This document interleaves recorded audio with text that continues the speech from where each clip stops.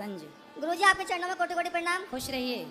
और गुरुजी वो मेरे पति है ना, वो गुस्सा थोड़ा ज्यादा करते हैं, आप उनको थोड़ा समझा दोगे? है गुरुजी? कहाँ है? वो यहीं पे बैठे ये। बात कराओ। किस पर गुस्सा करते हैं? मेरे पे बहुत गुस्सा करते हैं गुरुजी ये। इनको थोड़ा गुरुजी समझा दो गुस्सा ना। गुरुजी कोटि कोटि प्रणाम। जी। गुस्सा क्या करते हैं, ये गुटखा खाती है। आओ पत्नी महारानी। ये बताओ गुटखा गुरुजी। गुटखा खाती हैं? हाँ गुटखा खाती है। कौन सा? राजश्री। कितने का खा जाती हैं? कितने खान खाए, जब मन करता तो भाई खा लेती हैं गुरुजी। और आप भी खाते हो? नहीं मैं नहीं खाता। तो आपकी पत्नी कहाँ सीख गई? अपने घर ही सीख गई, अम्मा ने सिखाया था गुरुजी ने। अच्छा, इनकी माँ ने सिखा के भेजा है। मित्रों, यह महिला गुरुजी के पास अपने पति की शिकायत लेकर पहुंच जाती है, लेकिन तभी इसके पति ने खुद इसकी पोल खोल दी और बताया कि गुरुजी यह मेरी पत्नी गुटखा खाती है। आप बताओ मैं क्या करूं? और ये अपने गांव से सीख कर आई हैं, तो इस पर क्या बोले? गुरुजी ने क्या जवाब दिया? आज की वीडियो में हम सुनते हैं, लेकिन उससे पहले आप हमारे चैनल पर पहली बार आए हैं तो हमारे चैनल को सब्सक्राइब कर लेना, क्योंकि हमारे चैनल पर इसी तरह की वीडियो आती रहती है। तो पत्नी आई है कि खर्चे का घर आ गई? हाँ, लाओ गुटखा। बात कराओ पत्नी महारानी से। गुरुजी मेरे भाई ने सिखाया था, मैं छोटी थी जब। तुम्हारे भाई ने सिखा दिया गुटखा? तो पति का खर्चा बढ़ा दिया आपने? मेरे पति ने दुकान खोल दी है मेरे लिए। गुटखा की दुकान ही खोल ली? हाँ। जितना जी करे खाओ। कितने का खा जाती हो रोज? 30 रुपए के खा जाती रोज। 30 रुपए के? तो सही है गुटखा खाना? है? गुटखा खाना सही नहीं है? गुरुजी वैसे मैं छोड़ना चाहती हूँ, पर सब कुछ मैंने मीट छोड़ दिया, अंडा छोड़ दिया और पति को भी छुड़वा दिया सब कुछ, लेकिन गुरुजी पति को भी छोड़ दोगी क्या? नहीं, पति को गुटखा वो मीट अंडा छुड़वा दिया पति को। अच्छा। मीट अंडा सब कुछ छुड़वा दिया, बस लहसुन प्याज खाते हैं और मैं गुटखा खा लेती हूँ कभी कभार, मेरा मन करता है, बहुत अच्छा लगता है। क्या गुटखा अच्छा लगता है? हाँ गुरुजी बहुत अच्छा। बच्चों को भी खिलाती हो? नहीं गुरुजी, बच्चे कोई नहीं खाते हैं मेरे। बच्चों को मैं अपने संस्कार देना चाहती हूँ, मैं नहीं खाती। पर तो आप अपने कौन से संस्कार दोगी बच्चों को? गुरुजी सारे दूंगी, लेकिन बस गुटखा नहीं खाने दूंगी इनको। हैं? गुटखा नहीं खाने दूंगी। बच्चों को नहीं खाने दोगी? गुटखा नहीं खाने दूंगी इन लोगों को मैं, बस और सारे संस्कार दूंगी, गुटखा नहीं खाने देती हूँ। तो जब आप ही खा रही हो तो बच्चों को कैसे रोकोगी? नहीं गुरुजी मैंने रोक रखा है, तभी तो। अगर ये लोग खाना शुरू कर देंगे तो उस दिन मैं छोड़ दूंगी। पहले तो ये खाएंगे ही नहीं, मुझे इतना विश्वास है। मतलब जब तक ये शुरू नहीं करेंगे तब तक आप नहीं छोड़ोगी? नहीं हैं? मतलब गुरुजी ये नहीं खाएंगे, मुझे विश्वास है। तो आप छोड़ कब रही हो ये बताओ? गुरुजी ये तो मरने के बाद ही भले छूटे। मरने के बाद? हाँ मैं सच्ची बोल रही, मैंने बहुत कोशिश कर ली, ये मुझ पे नहीं छूटा। आपने तो अभी बोला बच्चे शुरू कर देंगे तो मैं छोड़ दूंगी। नहीं गुरुजी मतलब ये खाने नहीं दूंगी मैंने, इतना मुझे प्रॉमिस है। फिर आप क्या हमारे समझाने से मान रही हो कि आपके समझाने से बच्चे नहीं मानेंगे? गुरुजी ये 14 साल की हो गई तब इसे नहीं खाती है, तो मतलब कोई नहीं खाएगा, मुझे पता है। गुरुजी एक बार इससे बात कर लो। ये गुटखा छोड़ देना पर। गुरुजी राधे राधे। देखो गुटखा खाने वाली पत्नी किस तरीके से पति को परेशान कर रही है। देखो कह रही है कि मेरा पति गुस्सा करता है, और ये नहीं बता रही मैं गुटखा खा रही हूँ इसलिए गुस्सा कर रहे हैं। नहीं गुरुजी ये मेरे पे बहुत गुस्सा करता है, छोटी छोटी बात पे। कभी अच्छा खाना बनाओ तो तारीफ भी नहीं करते। आप कहते हो तारीफ करना चाहिए, तारीफ कर दिया करो भैया। वही जैसे आप गाते नहीं हो वो। गुरुजी एक बार भजन गा दो मेरे साथ। कौन सा? वो वाला, फिर से कहो कहते रहो, वो वाला। ये तो आपके पति कहेंगे आपके लिए। नहीं गुरुजी एक बार आप मेरे साथ गा दो। हैं? एक बार मेरे साथ नहीं गा हम दो। क्यों कहें? ये तो पति का अधिकार है। तो पति से बोल दो, वो गाएंगे। तो पति से बात कराओ। ए भैया गाना वाना सीख लो, गुटखा खाने वाली पत्नी को खुश रखो। हेलो गुरुजी। बोलो इनको। फिर से कहो। अरे शुरू का तो करो पहले, फिर से कहो बाद की लाइन है। शुरुआत करो। क्या है? खूब लगते हो। लगते हो कि लगती हो? लगती हो। हाँ। मित्रों, वीडियो को पूरा देखकर जाना। अभी इस वीडियो में और भी प्रश्नोत्तरी हुई है। उन प्रसन्न उत्तरों को सुनकर आपको कुछ सीखने को मिलेगा। तो दोस्तों, अब वीडियो को अंत तक जरूर देखना और हमारे चैनल को सब्सक्राइब करना बिल्कुल मत भूलना। तो आओ आगे के प्रश्न उत्तर हम आपको इस वीडियो में सुनाते हैं कि कौन से वह प्रश्न उत्तर हैं। जय श्री मन्नारायण। राधे राधे गुरुजी। जी। आपके चरणों में कोट कोट इस दास का प्रणाम। खुश रहिए। महाराज जी, हम रीवा जिले के ग्राम कल्याणपुर से आए हैं। आपकी भागवत कथा सुनते आज हमको लगभग 6 साल से ज़्यादा हो गए। जी। तब आपके यूट्यूब चैनल पर उस समय पर जब हम भागवत सुनते थे, जब से सुनना स्टार्ट किए थे तब से, तो उस समय पर आप यूट्यूब के चैनल पर आपके 56,000 सब्सक्राइबर थे महाराज जी। और आज इतना बड़ा परिवार है महाराज जी, बहुत खुशी हो रही है इसके लिए। और महाराज जी यहाँ की आज संयोग से 1,56,00,000 लोग यूट्यूब पर। जी जी महाराज जी। और महाराज जी हम पिछले साल भी यहाँ आए थे, तो आपके आए तो दर्शन किए, बिहारी जी के दर्शन किए, समस्त सेवाओं के दर्शन किए महाराज जी। तो हमारी धर्म पत्नी जी हैं, हमारी सन 2023 में शादी हुई थी और 24 में फिर भागवत सुनने आपके यहाँ आए तो पुत्र नहीं था हमारे महाराज जी। बड़ी इच्छा थी कि अच्छे संतान की प्राप्ति हो, क्योंकि आप ही कहते हैं कि जननी जने तो भक्त जने, या दाता या सूर, इससे अच्छा बांझ रहे काहे गमावे नूर। तो महाराज जी यही सब सुनकर हम आए आपके पास और आपसे आशीर्वाद मांगे कि महाराज जी हमें उत्तम संतान प्राप्ति का आशीर्वाद दीजिए, कि उत्तम संतान प्राप्त हो। तो आपने आशीर्वाद दिया था महाराज जी, और आपके आशीर्वाद से ये लड्डू गोपाल के रूप में हमारे यहाँ ये पधारे हैं। बहुत ही सुख होता है महाराज जी जब इनको हम देखते हैं, इतना सुख देते हैं महाराज जी सही कि है, हम भर जी सही है, बढ़िया है। पुत्र का सुख भी एक सुख है। बहुत सुख मिलता है महाराज जी, इससे बड़ा सुख। सही है, इससे बड़ा सुख भी है भगवान के भजन में। जी जी, लेकिन महाराज जी पुत्र अच्छा है, पुत्र में रहो, पुत्र को पढ़ाओ लिखाओ, पर पुत्र में इतने आसक्त भी ना हो जाना जी महाराज जी कि पुत्र में ही सुख ढूंढने लग जाओ। जी। पुत्र में सुख नहीं होता, सुख भगवान के भजन में होता है। जी, जी। पुत्र एक जिम्मेदारी है, जी पुत्र सिर्फ एक जिम्मेदारी है, जी उसे निभाओ बहुत अच्छे से, जी एक अच्छे पिता बनकर, जी। एक अच्छी माँ बनकर, पर उस पुत्र में हमें आसक्त नहीं होना। जी, जी। आसक्ति ईश्वर में। जी जी महाराज जी। और हम आए तो यहाँ की सेवाओं का भी पूरा दर्शन किए महाराज जी। बहुत ही अच्छी यहाँ की सेवाएं हैं महाराज जी, दिव्य सेवाएं हैं महाराज जी, जो कि बहुत ही कोई परमात्मा किसी किसी को चुनता है इस तरह की सेवाओं के लिए महाराज जी। खुश रहिए, आपके आशीर्वाद चाहते हैं महाराज जी। एक प्रश्न है हमारा महाराज जी, बोलो। महाराज जी कि इसी जन्म में हम चाहते हैं कि अपना धर्म निभाते हुए इसी जन्म में हम चाहते हैं कि भगवत प्राप्ति हो जाए महाराज जी, कैसे होगी ये हम जानना चाहते हैं। अभी हमने भगवत प्राप्ति का ही तो आपको रास्ता बताया कि जी। पुत्र को अच्छे संस्कार देते हुए जी कर्म करते रहो और मन को भगवान से जोड़ के रखो। जो व्यक्ति गृहस्थ में रह के संतान को योग्य संस्कार देता हुआ, द्वार पे आए अतिथि को भोजन देता हुआ अपने गृहस्थ को आगे बढ़ाता है, उसे भगवत प्राप्ति इसी जन्म में होती है। गृहस्थ श्रेष्ठ है यदि जी। तरीके से गृहस्थी चलाए तो। जी, तो गृहस्थी अच्छे से चलाते हुए क्या करें महाराज जी की? आपके द्वार से कभी कोई भूखा ना जाए, जी, ये गृहस्थ का धर्म है। जब से सदा जी। आपके भोजन आप कमाओ और आपकी कमाई के रोटी का एक टुकड़ा गाय के लिए, एक कुत्ते के लिए, एक साधु सेवा के लिए निकलता रहे। जी और जो कमाओ जी उस कमाई को भगवान के चरणों में समर्पित करो, उसका कुछ हिस्सा समाज की सेवा, दीन दुखियों में लगाओ और आप प्रेम पूर्वक अपने बच्चों को पढ़ा लिखा कर योग्य बनाओ। इसी से घर बैठे भगवत चिंतन करो। हे नाथ मैं आपको कभी भूलूं नहीं, इतना करने मात्र से गृहस्थ का उद्धार हो जाएगा। जी इतने से। जी।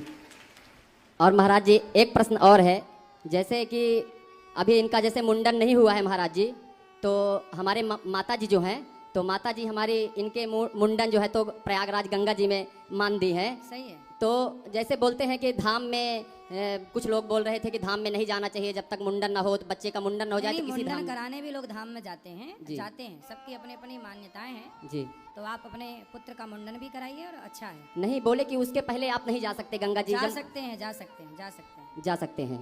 जी आप अपने माँ बाप की सेवा करिए, यह भी गृहस्थ का धर्म है। जी जी माँ बाप को खुश रखिए, पत्नी को खुश रखिए, बच्चों को संस्कार दीजिए, द्वार पे आए अतिथि को खुश रखिए। जी। इतने से भगवान खुश हो जाएंगे आप पर। जी। पहले तो महाराज जी ज्ञान नहीं था, नहीं जानते थे कि धर्म क्या है, भगवान कौन है, भगवान है कि नहीं है, इसमें भी डाउट था कि बोलते थे पड़ोसी वाले भी, साथ वाले भी बोलते थे कि भगवान नहीं होते हैं। पर जब से महाराज जी कथा सुनने लगे तो पता चला कि धर्म भी होता है और भगवान भी होते हैं महाराज जी। और अब बस यही कामना है कि धर्म में चलते हुए भगवान का स्मरण करते हुए कभी ना भूल कर और जो है तो भगवत प्राप्ति हो जाए महाराज जी। सदा खुश रहिए। जी महाराज जी, बस यही आशीर्वाद की कामना करते हैं। हम लोग महाराज जी 10 लोग आए हैं, हमारी दीदी लोग भी सब आई हैं। हमारी दीदी भी आपसे कुछ बात करना चाहती हैं महाराज जी। जय श्रीमन नारायण, राधे राधे गुरुजी, आपके चरणों में कोटि कोटि मेरा प्रणाम। जी खुश रहिए। महाराज जी मेरा प्रश्न ये है कि मैं घर में लड्डू गोपाल रखी हूँ, जैसे यहाँ आना हुआ तो हम अपने पड़ोसी को दे दिए हैं, तो इस सब लोग बोलते हैं कि ये पाप है, उनका सिंहासन कभी उठता नहीं है, अपने घर में ही रखो। अब क्या करें? तो हम जैसे यहाँ आए हैं तो बगल में दे के आए हैं। ठीक है, कोई मंदिर हो आसपास, मंदिर में भी रख सकते हैं। बाकी आप घर पे कोई नहीं है अब?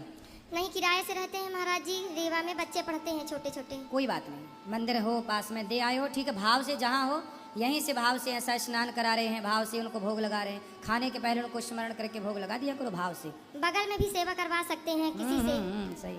जी, कोट कोट प्रणाम। पड़ोसी कब काम आएंगे बेचारे।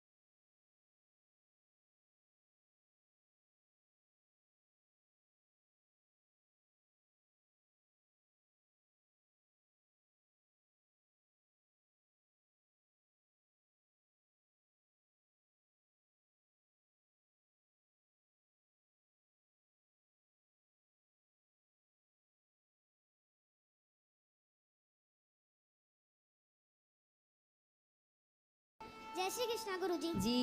गुरुजी मेरा ये प्रश्न है कि जब मैंने ना बहुत सारी घर में मतलब 3 बिल्लियाँ पाल रखी हैं, पर बिल्लियाँ, हाँ बिल्लियाँ, हाँ, तो मैंने मतलब जितने भी गली में घर है मतलब लोग बाग है ना, वो सब उस बिल्लियों को भगाते हैं, कहते हैं कि ये अशुभ होती है, इन्हें घर में नहीं रखना चाहिए। तो आप बताइए कि मैं उन्हें घर में रखूँ कि नहीं? बिल्लियाँ रखना अशुभ नहीं होता। बिल्ली तो पहले के ज़माने में तो बिल्ली सबके घर में जाती ही थी। तो आप ऐसा करती हो कि बिल्लियों से पड़ोसन का दूध मंगवा लेती हो? नहीं। हैं? और खुद पी जाती हो? ऐसा तो नहीं करती हो? नहीं। चलो अच्छा है। सुनो, अरे काहे तुम मैया बात नहीं करने दे रही छोरी से? तुम्हारी तरफ छुड़वा देंगे एक आध बिल्ली। गुरुजी मेरी मम्मी है। हाँ सुनो, तो बिल्ली रखना कोई बुरा नहीं होता। आप उसको दूध भी पिलाया करो और बिल्ली की सेवा। देखो, हर प्राणी की सेवा करना चाहिए, हर जीव में दया का भाव रखना चाहिए। कोई भी जीव हो, कोई बुरा नहीं होता। भगवान ने जिसको बनाया है वो सब अच्छे ही हैं। जैसे जो मेरी मौसी है ना, उन्होंने मतलब बाहर अपने घर में ही एक शिवलिंग रख रखे हैं, ठीक है? तो बिल्लियाँ वो दूध चढ़ाती हैं, तो बिल्लियाँ आती हैं, उस शिवलिंग पे से दूध चढ़ जाती है, तो मतलब वो है ना, उन्हें भगा देती हैं, मार देती हैं। सही है, कोई दिक्कत नहीं है। बिल्ली अपना काम करती है बेचारी, उसके बाद दूध नहीं है, वो शंकर जी को चाट चाट के सेवा कर रही है। शंकर जी की वो भी तो भजन है।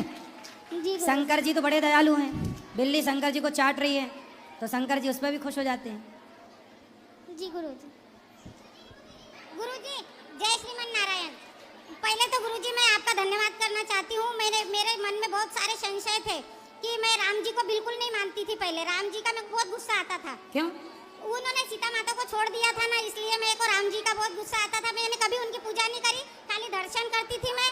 बाकी कभी भी राम जी की पूजा में कभी करती नहीं थी, ना रामनवमी ना कुछ नहीं करती थी। फिर बाकी आपकी कथा सुनकर मेरे मन के सारे संशय मिट गए। और दूसरा प्रश्न गुरु अब राम जी की करने लगी वो पूजा? हाँ, आराधना करती हूँ। देखो, जो राम के पक्ष में नहीं थे, कथा सुन के वो राम के पक्ष में हो गए। ये कथा का प्रभाव। और गुरुजी मेरा बचपन से, मैं चौथी में थी जब से मेरे मन में ये प्रश्न था कि हम बंदर की औलाद है। सुनते सुनते मैं पागल हो गई थी। मेरे को रोज यही समझ में नहीं आता था कि जब भगवान इतने बड़े हैं तो हम बंदर की औलाद कैसे हैं। मगर आपकी कृपा से ये भी संशय मिट गया कि हम संतों की संतान है। सुनकर मुझे बहुत अच्छा लगा, मेरा मन बहुत प्रसन्न हुआ और इसीलिए मैं आपका धन्यवाद करना चाहती हूँ। और मेरे प्रश्न, डार्विन की थ्योरी कहती है कि आप बंदर की संतान हैं, परंतु डार्विन की थ्योरी गलत है। हम भारत के लोग बंदर की औलाद नहीं, ऋषि मुनियों की संतान हैं, इसलिए हम लोगों का गोत्र होता है। डार्विन की थ्योरी सही नहीं है, ये वाली थ्योरी। गुरुजी मेरा प्रश्न है, क्या देवी भागवत पढ़ते समय हमें 9 दिन में ही पूरी करना चाहिए? कितने भी दिन में कर लो। और दूसरा प्रश्न ये है कि जैसे भागवत पढ़ रहे तो क्या हमें ब्रह्मचर्य का पालन करना जरूरी है? आप भागवत जी पढ़ें, अध्ययन के हिसाब से करें और ब्रह्मचर्य का पालन करें तो अच्छा है, वरना आप घर में हैं और गृहस्थ में हैं, आप पढ़ते रहें, कोई दिक्कत नहीं। और दूसरा प्रश्न ये गुरुजी, हमारे यहाँ पितरों का पिंड क्या साल भर में कर दिया जाता है? साल पिंडदान होता है, साल में हो जाता है। दूसरा प्रश्न ये है, कोई भगवान की प्राण प्रतिष्ठा ना हुई हो तो क्या करें? किसकी? भगवान की प्राण प्रतिष्ठा हमने आज तक करी नहीं, सुना नहीं था, अब सुनने तो लगे। करवा लेना, कोई दिक्कत नहीं है। और करवाना जरूरी है। भागवत कथा टीवी पर सुनते समय सोने से, जैसे भागवत कथा सुनते समय नींद आ जाती, टीवी में सुनते सुनते नींद आ जाती, तो क्या दोष लगता है? कोई बात नहीं, सो जाया करो। सुनते सुनते नींद आए तो सो लो। नींद आ जाती मेरे को, मैं थक जाती ना तो फिर कथा लगा लेती, मेरे को एकदम ऐसा लगता मैं भगवान की गोदी में सो गई। सो जाओ, जब जागो फिर सुन लो। और गुरुजी भागवत कथा क्या संस्कृत में पढ़ना चाहिए, जरूरी है? आ जाए तो संस्कृत में पढ़ो, वरना हिंदी में पढ़ो। संस्कृत पढ़ने की इच्छा है गुरुजी मेरी। आपने बोला था कि आप जुलाई महीने से चालू करोगे, अगले साल बोला था, हम रास्ता ही देखते रहेंगे कि गुरुजी सिखाएंगे। करेंगे, जल्दी करेंगे। बहुत बड़ी तैयारियां लगती हैं हर काम के लिए, करेंगे जरूर। 11 के दिन प्राण जाने से क्या मोक्ष प्राप्त होता है? 11 देखो, पुण्यात्मा कभी भी मरे मोक्ष मिलता है और पापी कभी भी मरे, पर पापी यदि एकादशी में मर गया तो वो मोक्ष का अधिकारी हो जाता है। गुरुजी चतुर्थी के दिन चांद देखकर ही उपवास खोलते थे हम, बाद में आपने बताया कि चतुर्थी के दिन चांद देखा नहीं जाता, तो अब क्या करें? हमने तो जिंदगी भर से उपवास करा तो चांद देखकर ही उपवास खोला। तो चांद कौन सा चांद? चतुर्थी के दिन, जैसे पहले चतुर्थी करती थी ना, कौन सी चतुर्थी? ऐसे महीने की चतुर्थी। ऐसा है कि करवा चौथ का चांद तो देखा जाता है, पर गणेश चतुर्थी का चंद्रमा नहीं देखा जाता। पहले से गुरुजी, पहले हमने देखा, अब उसका दोष के लिए क्या करें? भागवत सुनने से वो दोष समाप्त हो जाते हैं। ठीक है। हाँ गुरुजी, हाँ जी। गुरु पूर्णिमा के दिन वृंदावन हम आ नहीं सकते, कोई बात नहीं, तो आपकी आराधना हम कैसे करें? आप जहाँ हो वहीं से कथा सुनो। कथा सुने, बाकी जैसे कुछ भी हमको दान दक्षिणा करना वो है। जहाँ हो वहीं से भिजवा सकते हैं। और गुरुजी जैसे अभी मिलेंगे ऊपर माताओं से मिलकर प्रसाद पाइएगा। एक गुरुजी हमारे वहाँ पर आते हैं, यानी पूरे गांव ने उनको गुरुजी बना रखा है, कथावाचक है वो गुरुजी हमारे द्वार पर आते हैं। क्या गुरु पूर्णिमा के दिन हम उनकी पूजा कर सकते हैं? हाँ, कर सकते हैं। गुरु भाव से, गुरु तो हमने आपको ही बनाया है, कर सकते बाकी हैं। गुरु भाव से दूसरे की पूजा कर सकते हैं। देरी ना 2 मिनट, दो प्रश्न रह गए। बोलो बोलो। दिवाली के दिन हर साल लक्ष्मी माता की मूर्ति बदलना चाहिए? जरूरत नहीं है, एक मूर्ति की हर साल पूजा कर सकते हैं? कर सकते हैं। 1 मिनट, मृत्यु के बाद तीसरे दिन गुरुजी हमारे यहाँ पर सब समाप्त कर देते हैं। क्या? तीसरे दिन 1 मिनट पूछ तो लेने दो। तो जैसे तीसरे दिन है ना, 3, 13, 9, 18 सब कर देते। तीसरे दिन सब समाप्त हो जाता, 10वें दिन का कोई सिस्टम नहीं है। तो ये पुरानी परंपरा चली आ रही है कि अभी अभी हुई? शुरू से ही, जैसे हम पैदा हुए जब से, तो 3 दिन ठीक का है, ही ठीक देख रहे है, हैं। जब परंपराएं हैं तो ठीक है, फिर चल जाएगा। अब जैसे मैं मरूंगी उस समय मेरे बच्चों को तो सिखाना पड़ेगा, अब तो मालूम पड़ गया। अरे आप आराम से जियो, अभी अभी मरने की फिक्र ना करो। भगवान का खाना। भगवान को गुरुजी देखो, ये मैया मिली जिनको खुद के मरने की भी चिंता है। नहीं तो गुरुजी आपको सुन हाँ पूछ रही, 2 मिनट। भगवान का खाना गुरुजी, जैसे बच्चों का स्कूल का टाइम हो जाता तो झटपट इधर बनाया, डब्बा दे दिया, तो भगवान का खाना अलग कर सकते हैं? जो डब्बा दे दो, भोग लगा के जरा से भगवान को नहीं, दिखा के तो दे दो। कई बार ऐसा होता है पूजा बाद में करते हैं हम, कोई बात खाना नहीं। जल्दी बना लेते हैं, कोई बात भगवान नहीं, के लिए ठीक है, अलग ठीक है, निकाल ठीक है। देते, एक प्रश्न हो रहे बस। ठीक है। गुरुजी जैसे आप बोलते हो कि पर जाति में हनुमान जी के जो पोते हैं, जो आपका नाम है, तो उन्होंने राक्षस की बेटी से विवाह करा। कौन सी राक्षस? बाणासुर? बाणासुर, वो तो अलग ही हो गए ना। नहीं, बाणासुर देखो वो दूसरे दिन राक्षस नहीं है।